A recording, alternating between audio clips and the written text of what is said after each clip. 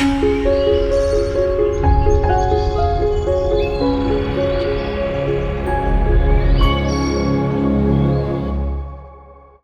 привет, дорогие подписчики и зрители нашего канала. Добро пожаловать на Outdoor Tactical. Сегодня у нас на обзоре будет достаточно редкий и очень редкий для России сухой паёк. Дело в том, что в России вы его нигде не купите и вряд ли достанете. И речь сегодня пойдет о американском пайке на один прием пищи MRE. Но дело в том, что этот паёк был произведен в 1993 году. А это значит, что ему без малого 26 лет. Вы только вдумайтесь в эту цифру. И если учитывать, что срок годности этого пайка 3 года, то как минимум он уже просрочен на 23 года. Прислал нам его наш товарищ и, можно сказать, коллега по цеху с канала Morning Wood. Это американский канал. Парень делает обзоры на различные сухие пайки разных стран мира, а также делает обзоры и, можно так сказать, видео на то, как он готовит на своем бэк-ярде. Достаточно интересный канал. Те, кто знает английский, обязательно заходите на этот канал, посмотрите видео. Если понравится, подписывайтесь. Ссылка на этот канал будет в описании под этим видео. Ну а мы, пожалуй, приступим к обзору этого пайка. Итак, индивидуальный рацион питания на один прием пищи MRE, Meal Ready to Eat, что переводится на русский язык как еда, готовая к употреблению. В 1963 году американское правительство, а точнее Департамент защиты, грубо говоря, по-нашему Министерство обороны, решило, что настало время сделать более качественный, более современный, более удобный и более легкий сухой паёк для своих солдат. Дело в том, что на вооружении в то время в американской армии стояли пайки MCI. У этих пайков было две проблемы. Первая – это картонная упаковка, что не внушало особого доверия. И вторая, главная причина – это то, что большинство компонентов, содержащихся в пайках MCI, были консервированными. Соответственно, это сильно утяжеляло вес самого пайка. И, как я и сказал, в 1963 году в армию США начал поступать вот такой вот паёк. И я думаю, что Министерство обороны США, будем называть это агентство, таким образом со своей задачей справилось просто на отлично. Совсем забыл сказать о том, что вес данного пайка 820 грамм. Ну, по крайней мере, мои весы показали именно этот вес. Дело в том, что здесь на упаковке нет практически никакой информации, кроме того, что это меню номер 12. Основное блюдо – это картофель с ветчиной, ну и, соответственно, где он произведен. Пакет, друзья, достаточно плотный, но в отличие уже от современных MRE, вместо треугольничка, который открывался, собственно говоря, вот так вот, здесь вот такой надрез, что позволяет, я надеюсь, с легкостью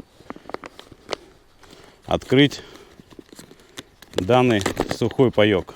И да, он вполне спокойно открывается по швам. Но я думаю, что вот как раз таки этого не должно было бы происходить, если бы он был не просрочен на 23 года. Но так или иначе. Пакет, да, пакет такой же плотный, как и в современных MRE. Давайте доставать и смотреть, что же у нас находится внутри данного пайка.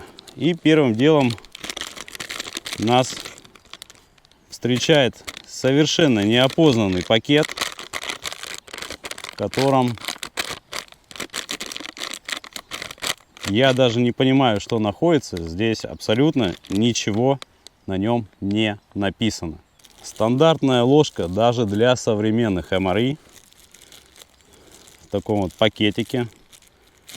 Наверное, именно с этого момента и начали выпускаться и производиться вот именно такие ложки. Термопак Stone Mountain.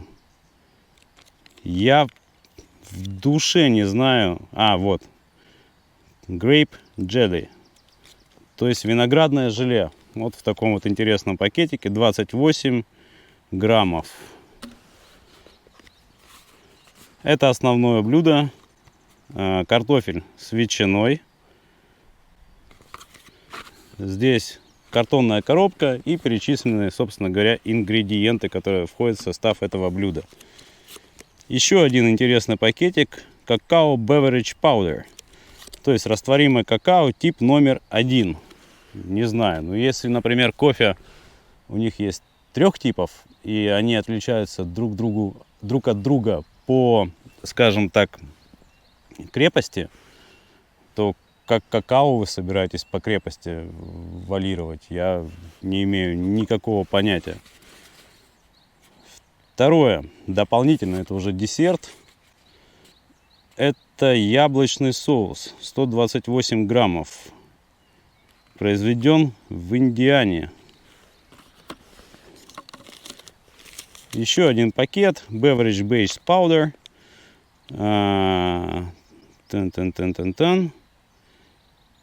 Какой-то напиток, какой бог его знает, не знаю. Упаковка олдскульных, можно так сказать, уже крекеров. Произведены были в Техасе. Кстати, до сих пор, друзья, абсолютно целая упаковочка. И какой-то брауни chocolate covered. Я не знаю, что это такое. Ну, что-то шоколадное. Какая-то печенька шоколадная. Смотрите, все в вакуумной упаковке. До сих пор нереально сохранилось. Просто здорово. То есть есть вариант того, что данное блюдо все-таки еще можно употребить в пищу. Итак, рассматривая вместе с вами содержимое этого сухого пайка, я не заметил как минимум 2 вещей. Первое – это беспламенного разогревателя пищи. И второе – пакета для аксессуаров. То есть здесь нет ни соли, ни перца, ни какого-то там соуса, ни салфеток туалетных, ничего. Есть подозрение одно, что как раз таки вот этот безымянный пакет, на котором действительно нифига не написано, является пакетом с мелочевкой. Давайте сейчас аккуратненько вскроем и посмотрим. Блин, ну для приличия-то могли бы написать пакет с аксессуарами. Вон и есть. Итак, внутри у нас Tester's Choice. Вот такое кофе.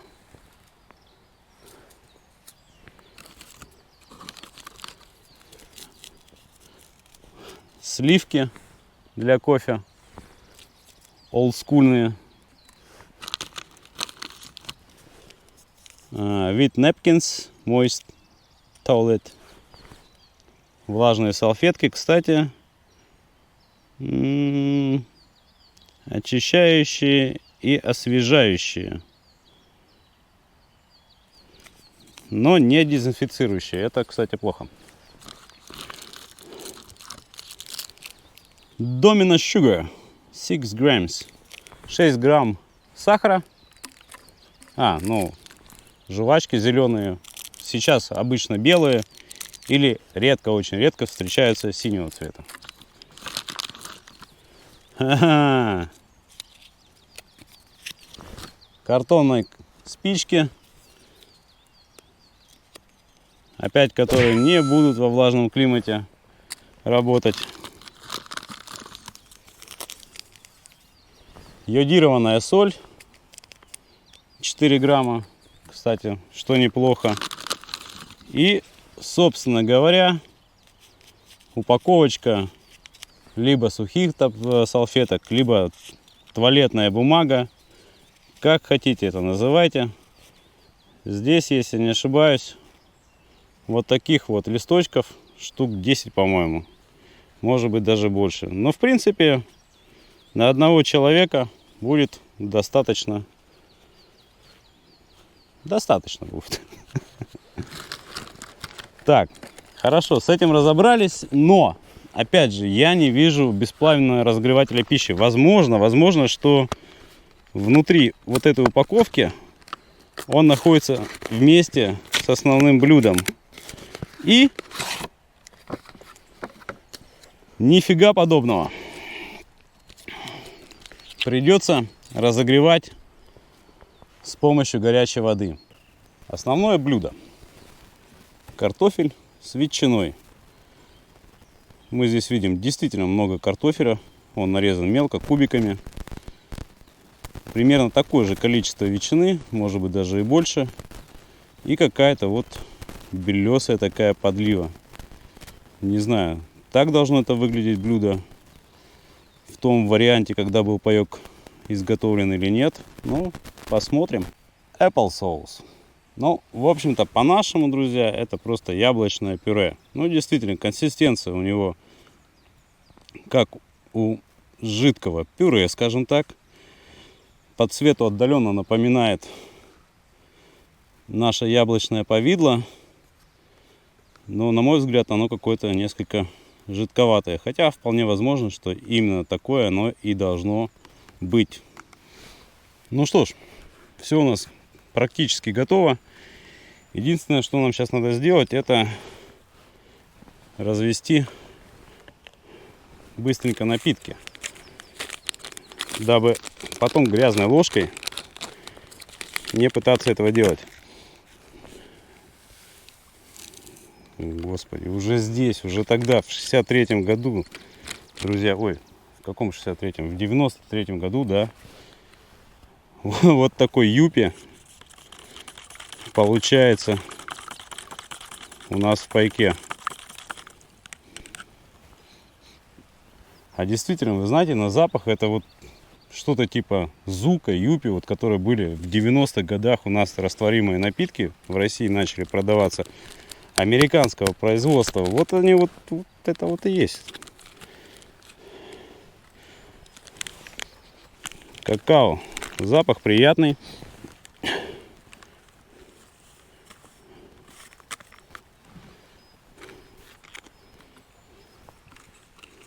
Ну а с другой стороны, что может с какао случиться, да? Мне кажется, он и 100 лет пролежит и будет нормальный. Ну, должен быть. Достаточно, кстати, хорошо и быстро размешивается, что очень-очень приятно. И у нас еще есть кофе. Tester's Choice. 100% freeze dry coffee. Хорошо. Кстати, такого сейчас не найдешь, наверное.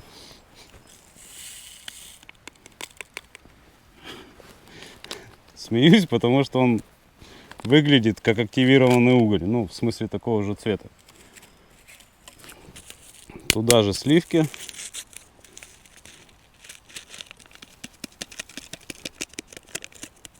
Сливки, кстати, чуть-чуть слежались, но они достаточно хорошо растворяются.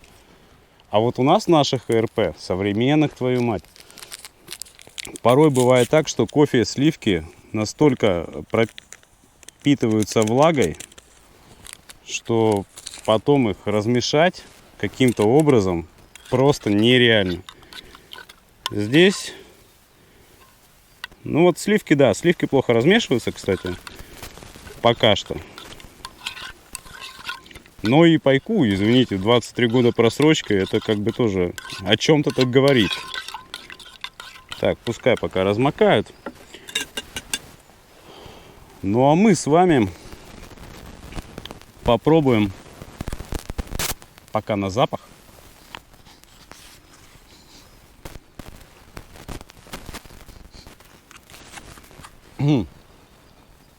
Такой странноватый, честно говоря, запах у этого блюда. Я даже не знаю.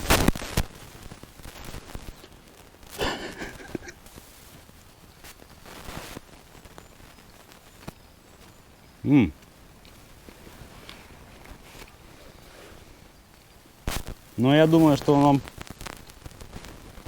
немного все-таки испорчено. В отличие от этого сока. Ветчина с дымком.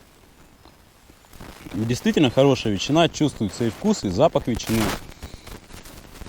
Картофель мягкий. Но вот это вот подлива, или соус, уж как это назвать правильно, оно такой дает вкус точнее привкус нетипичный для русского человека. Это не сливочная подлива, не сырная, это, честно говоря, не понять что. И все-таки есть какое-то чуть-чуть прогорклое послевкусие. Я думаю, что виной как раз таки 23 года все-таки просрочки.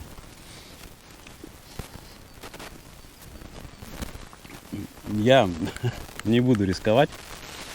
Да хотя, вы же потом напишите, да, в комментариях, что Вася, ты что, охерел, что ли? Такой паёк и не попробовал. Ой, блин.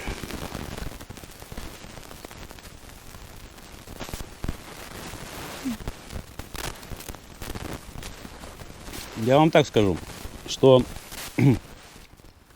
когда это блюдо было, то есть не просроченным, добавить сюда табаско изумительным. Вот реально, друзья, блюдо было бы вкусным. Оно и сейчас как бы неплохое. Но все-таки есть определенный шансик того, что если ты сейчас его съешь, потом 10 штук вот этой бумаги тебе не хватит. И проведешь на природе чуть больше запланированного времени. Так, оставляем в сторону. Блюду поставлю 4 с плюсом. Поставил бы, если бы оно было не просрочено. Воспользуюсь салфеткой, правда влажной, а не сухой, для того, чтобы обтереть ложечку. Плюс салфетки все-таки с дезинфекцией, поэтому я думаю, это будет правильным решением. По крайней мере, на данный момент. Так. Яблочное пюре. Я не знаю, у меня нос забит или еще что-то, но оно пахнет яблоком, да.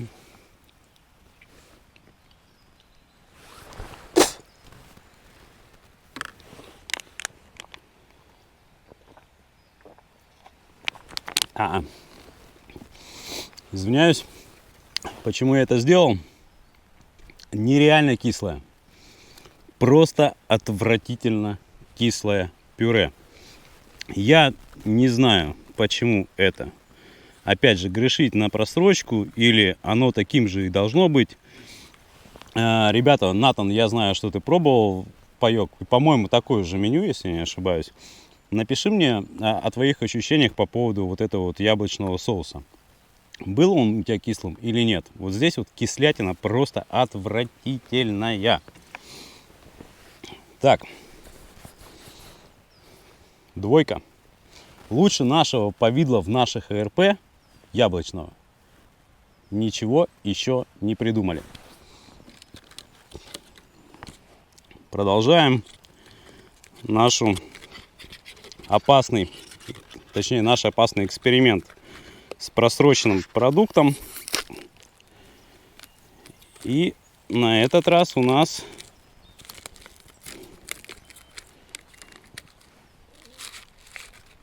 вот такие крекеры. Здесь, как вы видите, 2 пластины такие, которые можно разломать на 4. Здесь есть линия специальная, по которым, практически можно это сделать. Почти. Виноградное желе. К нему придется тоже сейчас относиться крайне осторожно, по всей видимости.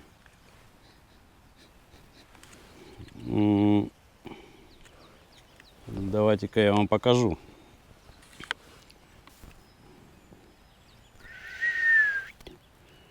Это желе больше как раз таки напоминает не желе. Это какой-то сейчас соус, что ли, получился.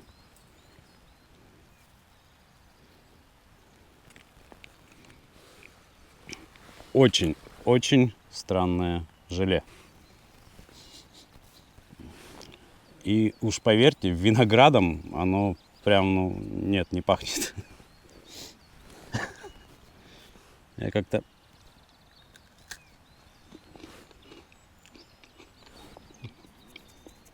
приторно-сладкое. А вот крекеры изумительные.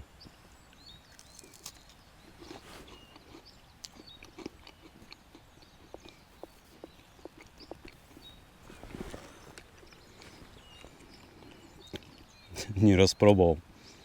Опа. Но была часть действительно желе.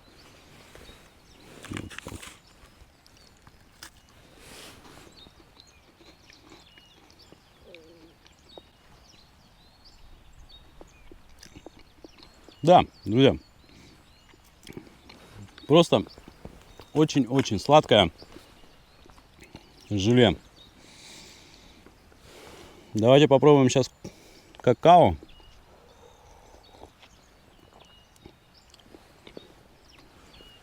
Вот это отличная штука. Я же говорю, она никогда не просрочится. Приятный вкус, не сильно сладкое.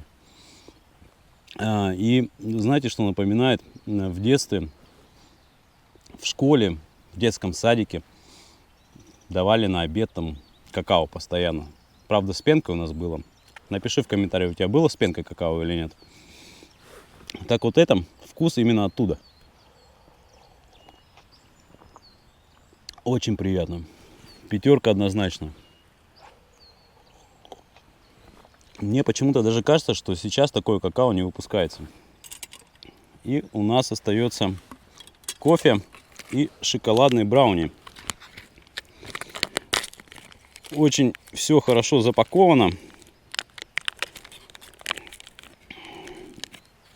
И это действительно, друзья, шоколадное печенье.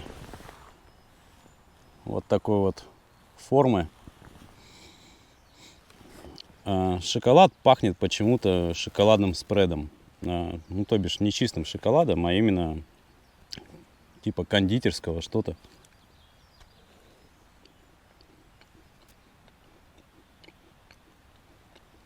Зараза, до сих пор вкусная. Мягкая консистенция. Внутри орехи. Довольно-таки сладкая. Ой-ё. Я про кофе. Кофе он с кислинкой, что ли. Думаю, что как раз таки кофе пришел полный абзац. Вполне возможно, что это сливки дают такой вот привкус.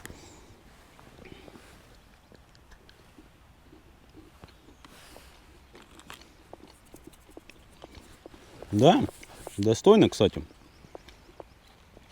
По старой доброй традиции канала Outdoor Tactical я вот не воспользовался перед приемом пищи влажной салфеткой, которая была в этом пайке.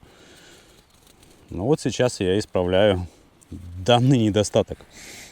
Салфетка действительно до сих пор влажная, прошло 26 лет, но пахнет она таким суровым мужским одеколоном. Что касается пайка, какую оценку ему поставить? Давайте возьмем во внимание тот факт, что все-таки он просрочен минимум на 23 года. И на мой взгляд, если бы паек был не просроченным, я бы поставил ему, наверное, 3 с плюсом. Может быть, 4. Меня сильно удивил и огорчил тот факт, что в данном рационе нет беспламенного разогревателя пищи. Это недостаток. Сейчас кто-то скажет: Вась, да ты офигел, что ли, там 93-й год. Поверьте, в 93-м году беспламенные разогреватели пищи уже были и использовались достаточно часто. По главному блюду неплохое, даже сейчас. Что касается яблочного соуса или яблочного пюре, как хотите называйте его, все-таки я грешу на то, что он испортился. Но, опять же, в то время, когда паек был нормальным еще, думаю, что это бы как десерт зашло бы достаточно хорошо. Шоколадный батончик до сих пор все хорошо с ним. Он, нельзя сказать, что он испортился. Крекеры живут и выживают всегда и во все времена. Какао замечательно, 5 однозначно. Напиток, ну, юпи. Достаточно сладкий, но сам факт его присутствия в пайке тоже является плюсом. Кофе, опять же, грешу на то, что все-таки он точнее испортился. Поэтому честно будет поставить оценку 3 с плюсом, учитывая, что паёк был непросроченным. Пожалуйста, напиши в комментариях, что ты думаешь по этому поводу. Мне действительно интересно твое мнение. И, друзья, если вам понравилось это видео, обязательно подписывайтесь на наш канал, ставьте лайки, пишите свои комментарии. И, как всегда, до встречи на поляне. Пока.